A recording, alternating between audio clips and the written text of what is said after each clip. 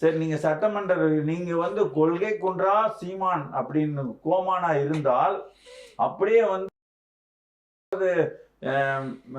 திமுகவை நீங்க வந்து 2009 வந்து எவ்வளவு எதிர்ப்போட இருந்தீங்களோ அதே எதிர்ப்போட இருக்கணும். ஆனா நீங்க என்ன பண்றீங்க? திமுக எனக்கு பங்காளி அப்படின்னு நடுவில் போய் சொல்றீங்க. அப்புறம் போயிட்டு அவர் தயாளம்மா எனக்கு அம்மா, அவர் அழகிரி எனக்கு அண்ணன் அப்படின்னா கருணாநிதி உங்க அப்பாவா? நான் கேட்பேன்ல. போய் வந்து செத்த வீட்டில் போய் துட்டி கேட்காம என்ன வேற ஒருத்தர் வீட்டில் போயிட்டு துட்டி கேட்குறீங்க. இப்போ வந்து பார்த்தீங்கன்னா உங்களுக்கும் எங்களுக்கெல்லாம் வெறி இருக்குங்க. 1.5 லட்சம் பேரை சாவடிச்சவனை வந்துட்டு அவ்வளோ, அதாவது வந்து அவ்வளோ வெறியோட இருக்கும் அந்த திமுக மேல. ஆனால் உங்களுக்கு அந்த வெறி ஆரம்பத்துல இருந்து இல்லைன்னு நான் சொல்லுவேன் நானு. ஏன்னா நீங்க வந்துட்டு என்ன பண்ணீங்க?